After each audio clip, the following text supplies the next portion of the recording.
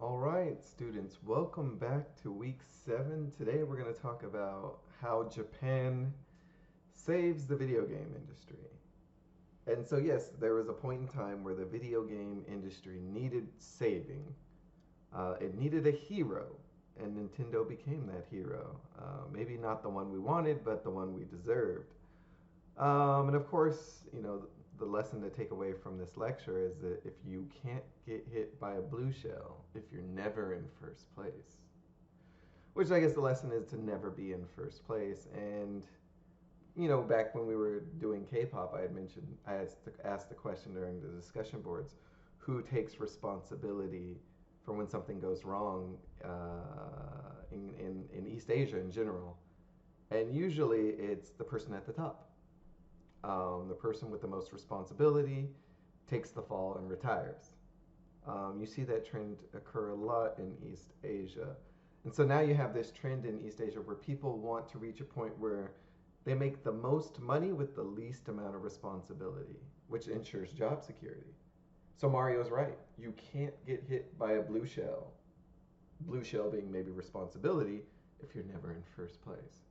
But anyway, we're here to talk about video games, so let's get started. So the beginning, American invention. Video games are a homegrown American invention.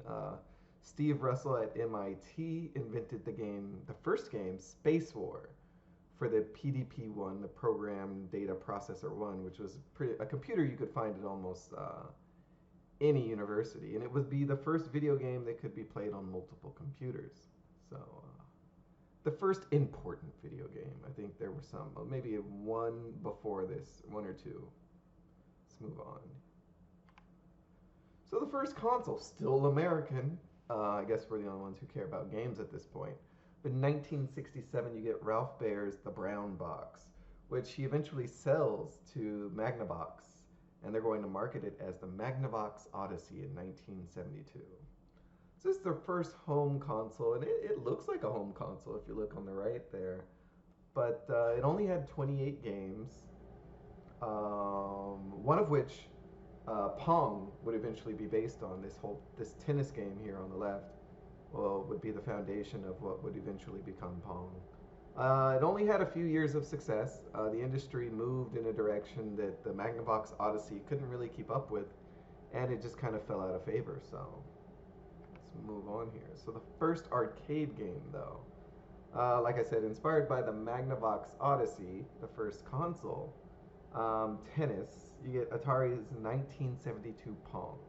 You probably heard your parents or grandparents talk about how they used to play Pong back in the day. Yeah, it was originally an arcade game. Eventually got a home version 3 years later. But of course, when you're first of anything and you start to see other people make money from something that maybe you had innovated, always copyright infringement lawsuits become an issue. Atari eventually settled the lawsuit with Magnavox and it became an Odyssey licensee. But they wouldn't really stop with just Atari. Over 20 years, Magnavox won over 100 million in Odyssey-related lawsuits, and I guess that's the benefit of being first, and the benefit of patenting and copyrighting pretty much everything that you produce. Everything that came after the Magnavox Odyssey was going to be based on it. So, yeah, not a bad gig. All right. So eventually Atari's going to make its own console, the Atari 2600 VCS. I'm not sure what VCS stands for, I forgot. But that was in 1977. It featured joysticks, which you see on the right, and two buttons. The games were interchangeable cartridges. It was in color, and it was the first second generation gaming console. So the Magnavox Odyssey and the ones that came after that still considered first generation. So this was exciting. This is good. This technology was making leaps at the time. It still is. But let's move on here. So Space Invaders. If you've already watched the video on the Japanese arcade experience, you know how big Space Invaders was in Japan. It was an arcade game made by Tomohiro Nishikado, in 1978. It was manufactured and sold by the Taito Company. Eventually, that'd be licensed by Midway in the U.S. But this game pretty much pioneered the shooting game genre, and I don't mean like Call of Duty or Battlefield or Overwatch. I don't mean that kind of shooting game, but I mean like the shooting game where you're a spaceship. Usually it was space, and you go pew pew pew, pew and all you do is move side to side and shoot things. That was what was considered the shooting game genre at the time for the video game industry. And it is the best selling and highest grossing video game of its time at a net profit of 450 million, which if you adjust for 2018 dollars is going to be 1.69 billion dollars. And this was so big. Japan had arcades dedicated to Space Invaders, only Space Invaders. You walk in, there'd be nothing but Space Invaders cabinets. They still have these. People still go out and try to set score records for Space Invaders. Still very much a thing among people who love retro gaming. So definitely one of the biggest hits to hit Japan, the Japanese arcade scene. So there's going to be a video game crash of 1983. It turns out you can have too much of a good thing, or rather too much of a bad thing. But some of the causes have been attributed to oversaturation of the game console market. So after Atari's success, other makers just start pumping out game consoles, low quality game consoles too. Usually imitations. Everyone's trying to get a piece of the video game market share. Quick, easy money. There was competition from computer gaming. So at this time, people started to have computers. There were games. There was competition.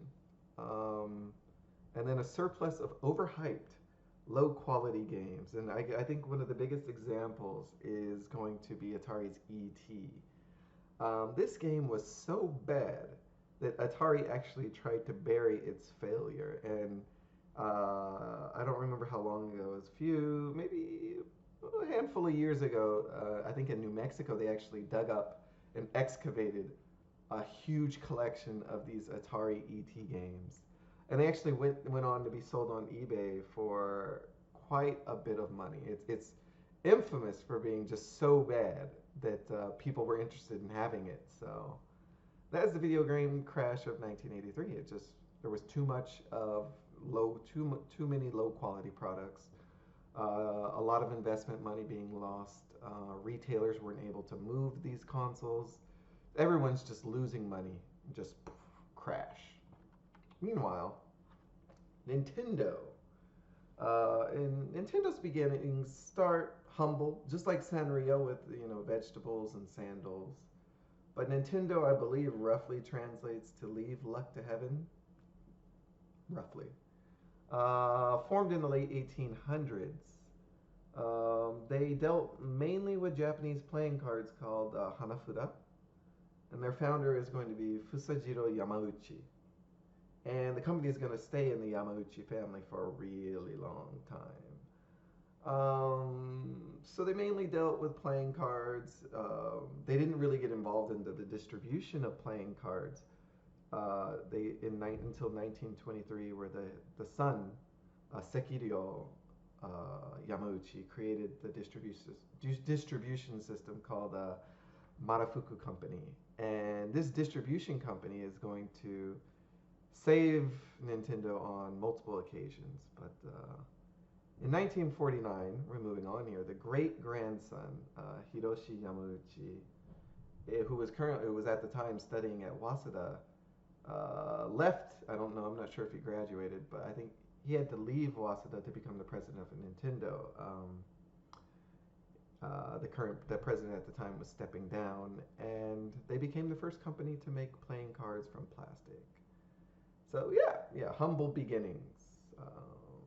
So let's see how they get into the video game business. But of course, Disney. Disney pretty much has an influence on anything entertainment related during this time. But Hiroshi Yamauchi, the current president, visited the US with the purpose of he's going to meet with Disney executives. He wanted to license some Disney characters for, I believe, maybe some Hanafuda cards or trading cards. And it was the first time where he really got to see how big Disney's entertainment empire really was. And he thought that this is what I need to have. This is what Nintendo needs to become. And he was part of the post-war generation. You know, he grew up in a Japan that was considered the loser, and a generation of poverty, minimal resources. So it's very tenacious, and that goes to show he tried a lot of different things with Nintendo, had a lot of failures, but at least he learned that maybe we shouldn't do this. But eventually he's going to find success when he changes the business name to Nintendo and Company, and he's going to enter into other businesses. And the one that really brings in the success and really gets them started on the path towards video games is going to be the toy market. And it's going to begin with the Ultra Hand, which is going to be invented by Gunpei Yokoi. And Yokoi is going to pretty much be the golden egg of Nintendo. They are going to take this man's innovation, his genius, and use it to their benefit for years. But he started out as a maintenance worker in a card factory, and he had made the Ultra Hand for his own entertainment. Now that's got to be a creative guy, to just go out and make a toy just so you can poke at stuff, right? But they went on to make other toys. Yokoi went on to make, I believe, some it was like some Rubik's Cube type game, and there's no picture of it here, but they have the tester, the love tester, which was supposed to be a way for couples to test their compatibility. So he went on to make a lot of interesting toys. Yeah, but eventually they decide to venture into video games, and they're going to begin with arcade games. They make Pong clone TV consoles. Their big hit in the arcade scene was going to be Radar Scope, which is going to be a Space Invaders imitation.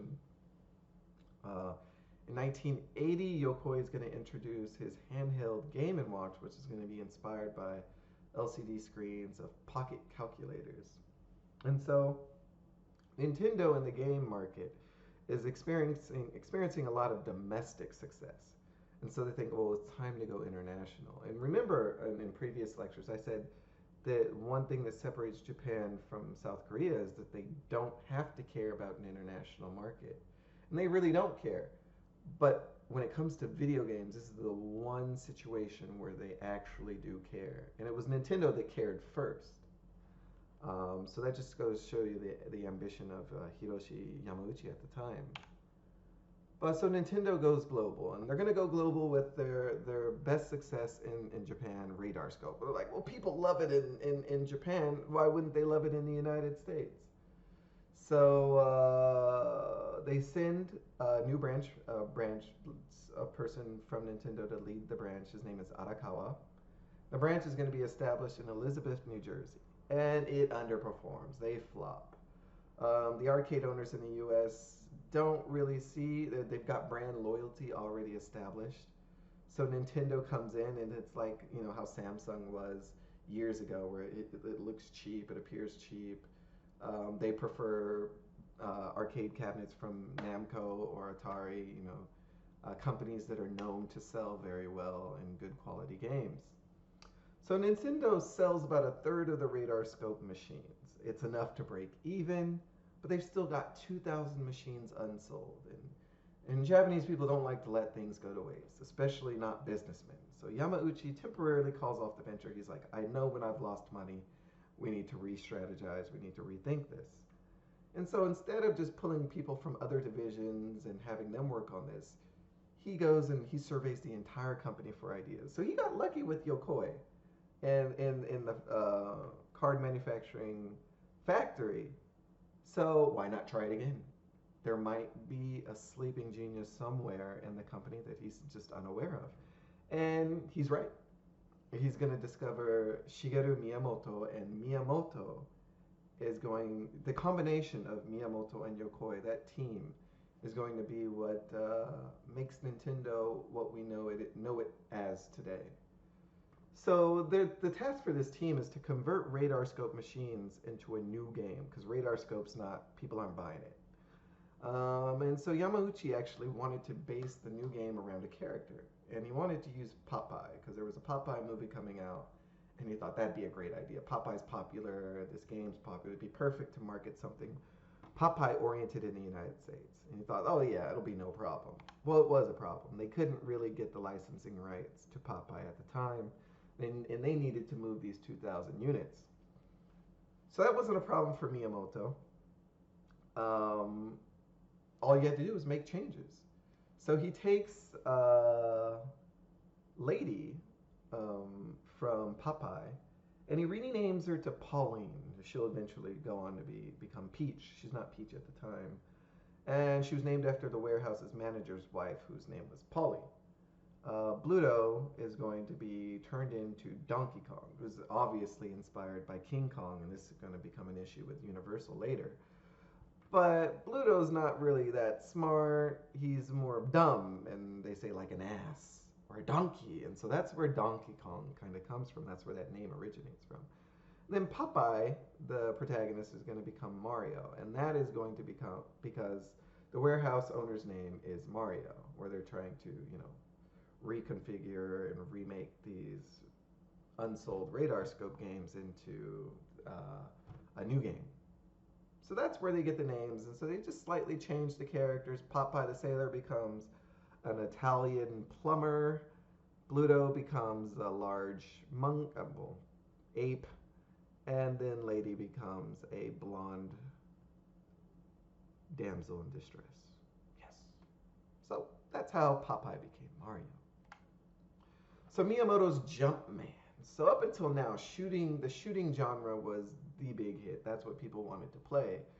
But Miyamoto is going to introduce the platformer, what he calls the Jumpman.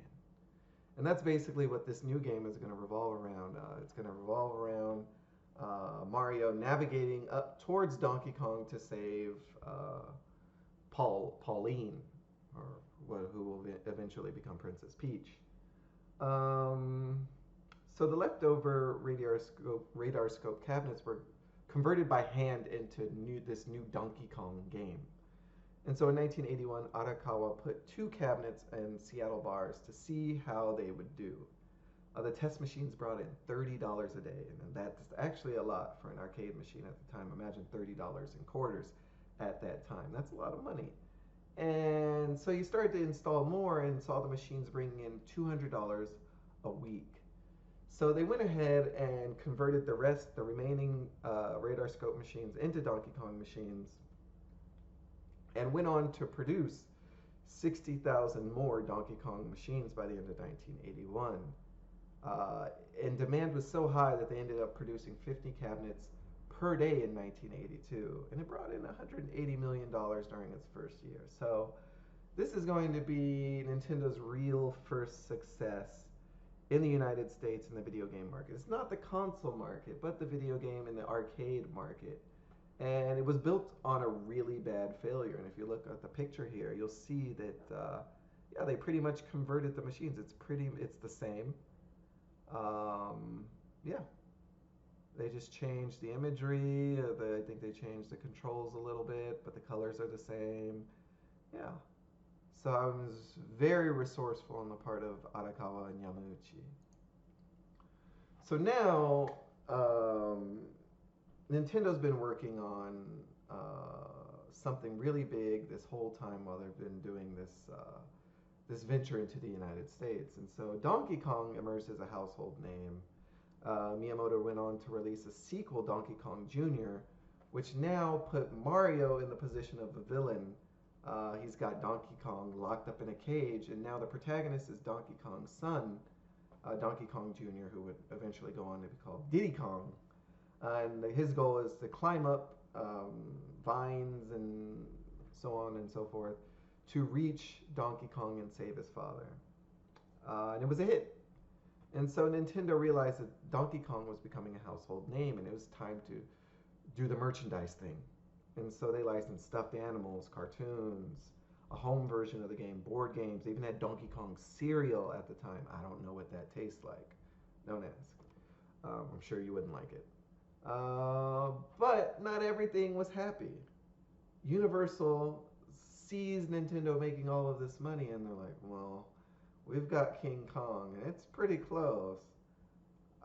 Why not toss a lawsuit at him? Maybe we can get some money for copyright infringement. So in 1983, Universal officially files a lawsuit against Nintendo, but the main lawyer, the head lawyer of Nintendo, the legal team, Kirby, is going to establish some major differences between Universal's King Kong and Nintendo's Donkey Kong, and Nintendo wins easily. And yes, Kirby is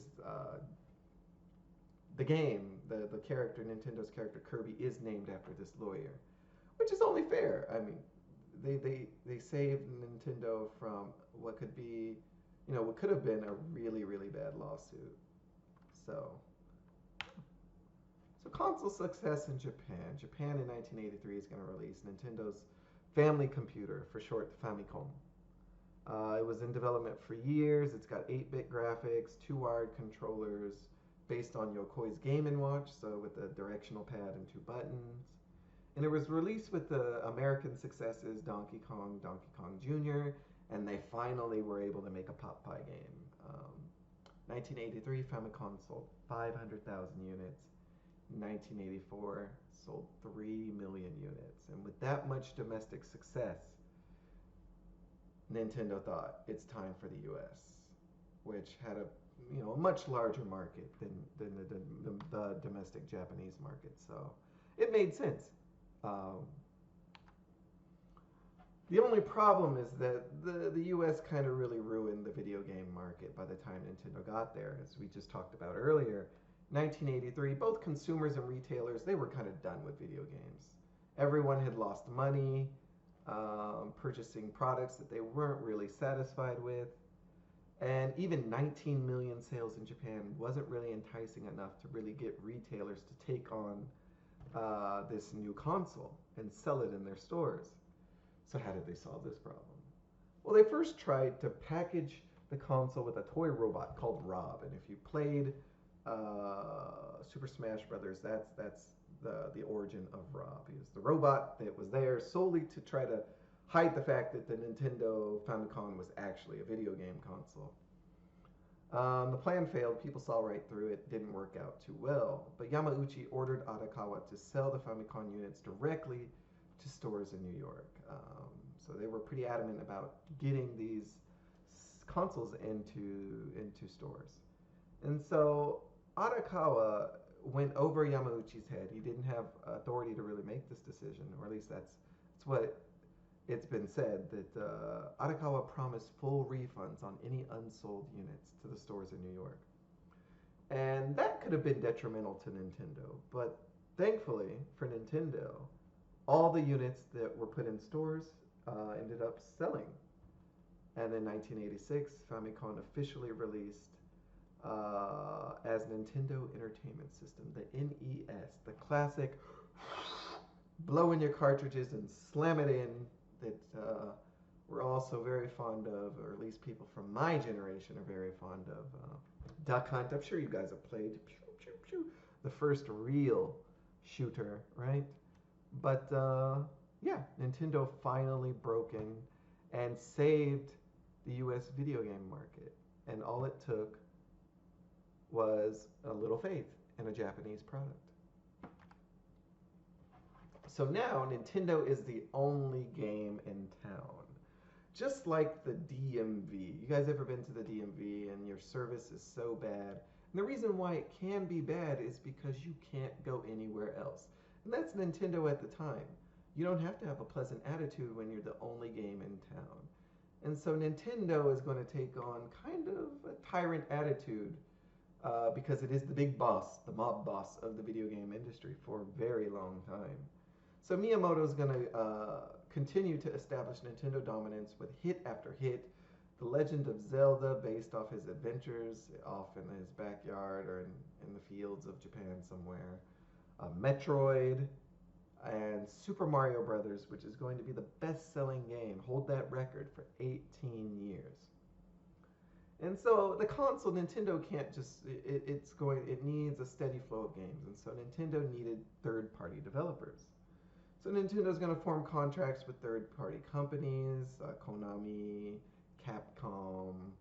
But Nintendo, in order to ensure quality and to really keep control, a stronghold on the industry, it's going to introduce this lockout chip.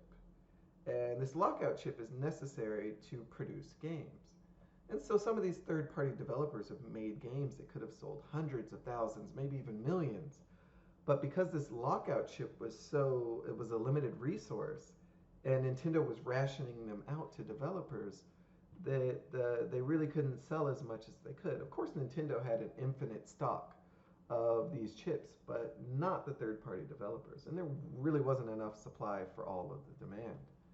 And when you have a 92% market share in the industry, I mean, you can't really complain, because if you complain to Nintendo, they'd lower your ration. So maybe you were getting 100,000 chips before, they'd knock you down to 90,000 chips, just for being a jerk. When the real jerk was actually Nintendo. And Miyamoto actually did make a Mario sequel. It was not really released in the US because of the difficulty of the sequel. I forgot that word there, but yes, difficulty of the sequel. Apparently, some of the mushrooms killed Mario instead of making him larger. People just thought that was a little sadistic, and that it wouldn't really do well in the American market. But he did go on to convert another game into what we know as Super Mario Brothers 2, which ended up doing well. But Nintendo is not going to go unchallenged forever. Sega is going to enter the struggle. It's going to challenge Nintendo. 1988, that's when I was born. Yeah, I'm old. Sega's 16-bit Mega Drive console. So Sega's now got their own Mario, and he's way cooler than Mario because he's got this finger that goes. Anyway, but Sonic is faster. He can turn in a ball, and he goes. It's high paced. He's cool. He likes hot dogs or chili cheese dogs. I don't remember which one. So Sega's entering the video game market with this new cool image that Nintendo just doesn't really have. Nintendo's going to feel, in comparison, old and kind of childish. And another big game is going to be EA, as I know we don't like EA, but John Madden's football. And so Sega didn't mistreat third parties, and in fact, they used Nintendo's behavior to their benefit. There's like, come on guys, make games for us. We don't lock you out with these dumb chips. Come make games. And so Nintendo actually lost a lot of contracts with third parties to Sega because of this. But Nintendo had an answer to the Sega 16-bit Mega Drive, and it was going to be the Super Nintendo Entertainment System. And its success is going to, again, be led by Miyamoto's genius with Super Mario World. And the SNES was technologically superior to the 16-bit Mega Drive console in just about every way. So despite Sega coming in with a new, fresh image, the SNES was still able to hold its own. But by 1992, the Genesis, which was going to be the Mega Drive in the United States, had a 55% market share over the SNES, which just goes to show that Sega had the upper hand for once. For once, Nintendo wasn't the biggest game in town. And it doesn't stop there. Nintendo's going to really struggle in '93. And here's kind of the problems that it had. The first problem, and if you haven't seen this, you just go watch it just to see how bad it is. You know, some movies are great to watch because they're bad. Well, Nintendo's going to have its first big budget Hollywood Mario film, which is considered one of the worst video game movies of all time and probably one of the worst movies of all time.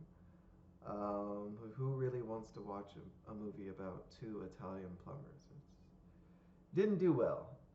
The second problem is going to be the introduction of Mortal Kombat and the emergence of the mature gamers. So gamers are getting older now, and they're going to enjoy more mature themes in games. And so Acclaim develops Mortal Kombat for both Genesis and SNES, but the games are not equal. So the Genesis featured violent fatalities and blood in the games, as you can see in the picture, which that was pretty much the best part of Mortal Kombat at the time. Everyone wanted to get to that point where you didn't care if you lost. It was, finish him!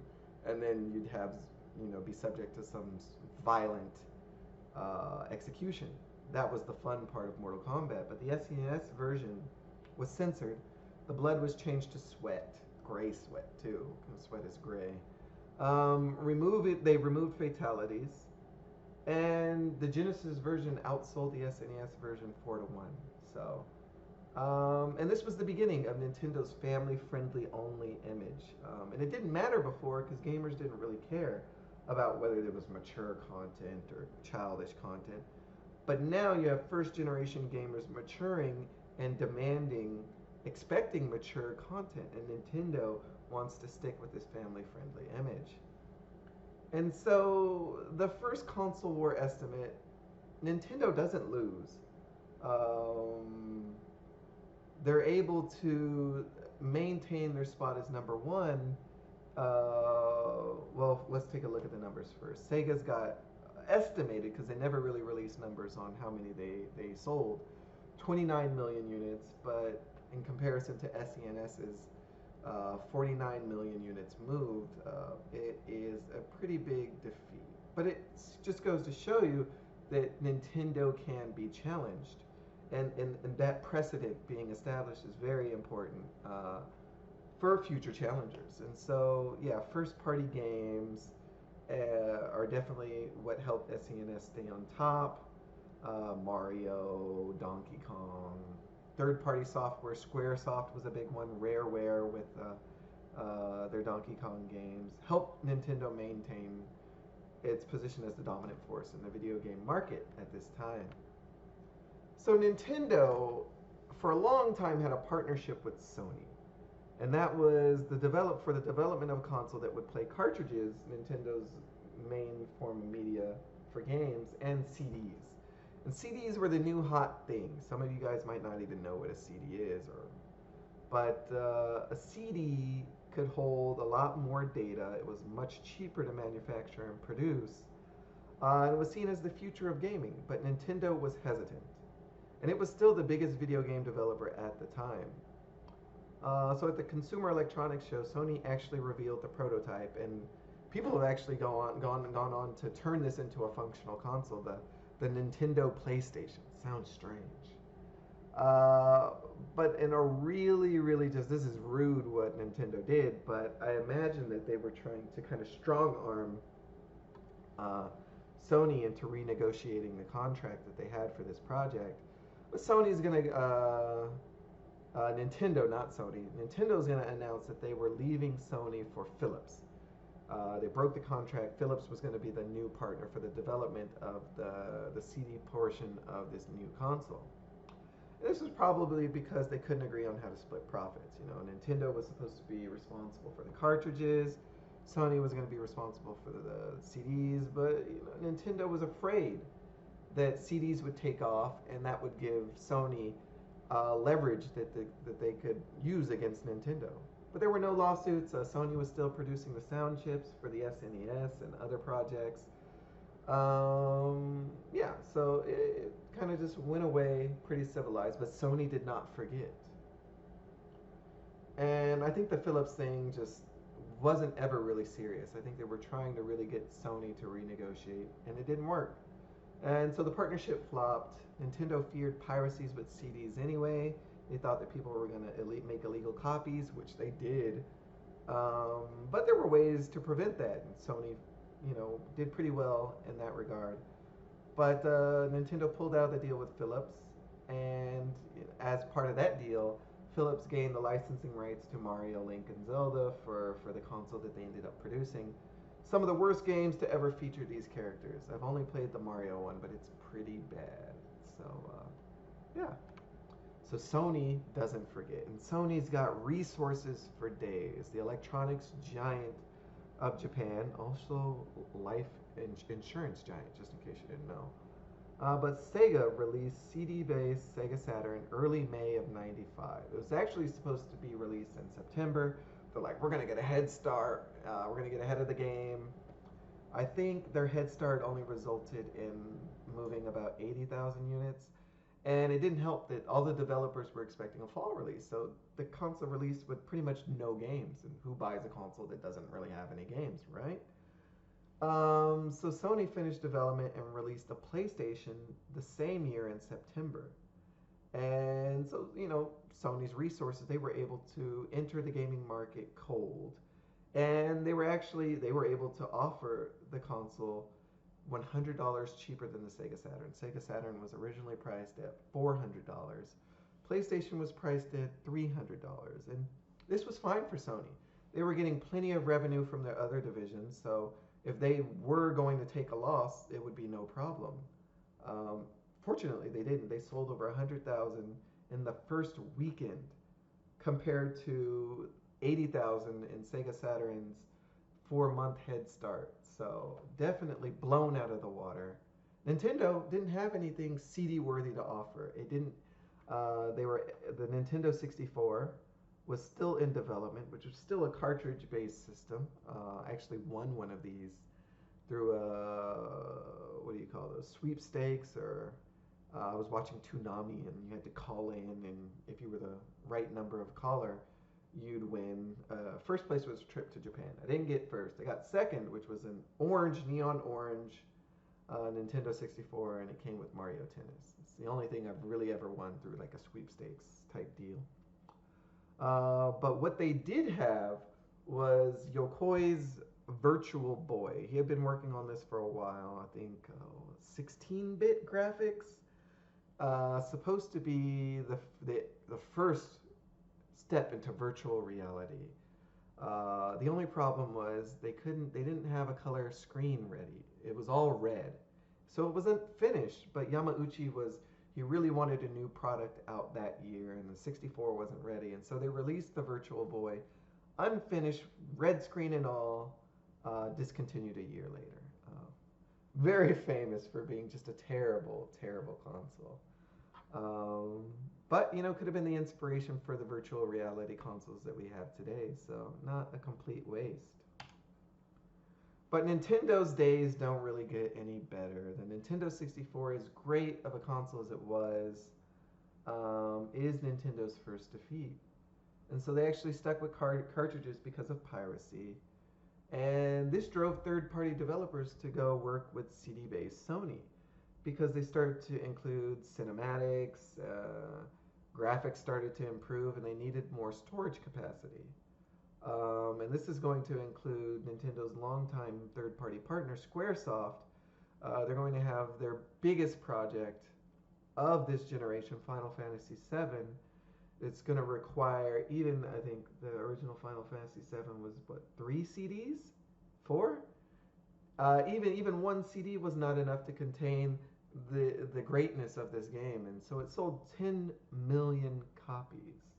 So the problem with Nintendo actually was that these cartridges were also expensive. Games were $70, and it released late because Miyamoto was working on the masterpiece that was Super Mario 64. He was working on levels for that, so many levels, and actually didn't finish. He wanted to add more levels, and those levels that he couldn't add would later serve as some of the levels for The Legend of Zelda: Ocarina of Time. Um, so the result of the first, I guess, this console war was going to be the Nintendo 64 selling 32.93 million units. I'm not sure how you sell part of a unit. Oh, wait, never mind. Yeah, that makes sense. Sega sold 9.5, that's supposed to say million units, not 9.5 units. That'd be pretty sad. Then Sony sold 102 million units. This is going to be the first time that a video game console has broken the 100 million mark. Made history. So Sony's PlayStation just emerges completely victorious, destroys the competition, and now Nintendo's got to go back to the drawing board. But not all hope is lost. Nintendo is going to be saved by Game Boy sales, and Yokoi's last project is going to be the Game Boy Pocket, which is going to feature several of the Pokemon games. And Pokemon brought in a stable stream of revenue for a very long time, which was created by Satoshi Tajiri, who learned his addictive game creation strategies from Nintendo's own Miyamoto, with his little gotta catch 'em all. So Pokemon was a big hit, and it was enough to keep Nintendo relevant, at least in terms of handhelds, while Sony was dominating the realm of consoles. So yeah, and this would unfortunately be the last time that Nintendo would benefit from Yokoi's genius, as he died in a car accident not much later after he finished the Game Boy Pocket. So eventually, Sega, after the Dreamcast, is going to drop out of the console creation market. They just and focus solely on software development, which many people view as a very smart move for Sega, and many people thought that Nintendo should have been doing the same thing. They just did not have the resources to compete with giants like Microsoft and Sony. And so, much like Sony before it, Microsoft is going to use its resources from other divisions, other businesses, to just enter the video game industry cold, replacing Sega. It was a great time, great timing. Sega's in. There's space for a new competitor. Microsoft enters the fray. So they announced the Xbox, which is going to be a DVD player, have internet connectivity and internal storage, things that consoles hadn't really had before. And quite honestly, the PlayStation 2 is not going to have those either. But it does have a library of exclusive games. Ever since the PlayStation 1 success, those titles carried over as exclusives in PlayStation 2. It had the ability to play PlayStation 1 games, and you could use it as a DVD player. So if you needed a reason to buy a PlayStation, you had to convince your mom or convince your wife, you can watch DVDs on it. That was enough to really sell the because it could double as a DVD player. Nintendo's GameCube, on the other hand, was only cheaper. It was $100 cheaper. But Nintendo exclusive games, what people came to know and love, from Mario, Metroid, Star Fox, Zelda, the classics, all of the games that were released on GameCube disappointed gamers. They were very disappointing. They weren't what they were used to having, and so the result being another landslide win by Sony with 101 million units sold. Microsoft is going to barely get into second place with 24 million units, and Nintendo's GameCube. Now Nintendo's got to learn to like being number three. If number two wasn't bad enough, number three at 22 million. So it's not looking so hot for Nintendo. And at this point, many people thought, okay, now it's time. Just give us Mario on PlayStation. Give us Zelda on PlayStation. It's okay. Sega's doing it, and it's working out. But Nintendo's very stubborn. And Nintendo's original weakness, the reputation, it was kids only, family oriented. A vast majority of the gamers now are looking for mature games from Sony and Microsoft. So what's the answer? What's Nintendo's strategy going to be? Well, they're going to completely reinvent the way that we play games. Not only that, but they're going to reinvent the gamer, which they're going to have to do. If they can't really appeal to these mature gamers, they've got to create a new gamer. And so they achieved that with the Nintendo Wii, which I don't know if you guys remember, but this thing was impossible to find. But you could find a PlayStation 3, no problem. And a big reason for that was that the Wii was significantly cheaper than even the cheapest PlayStation 3 at $250. I believe PS3 would put you back $400 for the cheapest version. So of course they had those in stock. Nobody was going. It was technologically superior, but that superiority came at a cost. That hardware costs money, and that was pushed on to the consumer, and no one was really willing to pay that much money. And so the PS3 in its name would drop to third, ironically.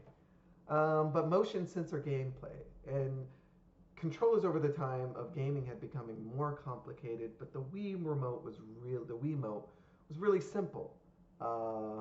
You grab the remote, and if you're playing a baseball game, you swing it like a bat. If you're bowling, you bowl it like a ball. It was very simple, very easy to understand. And this appealed to the new casual and family gaming sector that the Wii pretty much created. So now gaming went from being something that was only for hardcore gamers to just about anybody who wanted to do something fun. And so Wii Sports is going to be really where the Wii shines. and it's actually going to break the previous record for best-selling game, which was also held by Nintendo's Super Mario, for it with 80 million copies sold. And it was marketed as a new way to stay active and healthy, which really helped more people get involved. People who didn't really play games before got into gaming because of the Wii. And it was sold out at most retailers and eventually went on to sell 97.1 million units and emerged as number one. So Nintendo made its comeback with the Wii. Um, and so that's really the end. That's where Nintendo is at this point. They went on to make the 3DS, which that was Nintendo's first annual loss, the first annual loss that they ever really had to report since they got into the video game industry. But they did prove that they could still sell handheld consoles in a market in a world that was currently being dominated by the iPhone. So they thought gaming would switch over to smartphones, but Nintendo established a precedent. We could still sell handheld gaming devices even with these smartphone devices. Now, I'm not sure that it holds true now that you've got, Fortnite and Samsung Galaxy. I think that people are really starting to switch over to smartphones for their handheld gaming needs. And so it'll be interesting to see where Nintendo goes from here. But this is pretty much how Asia infiltrated the video game market. They saved it.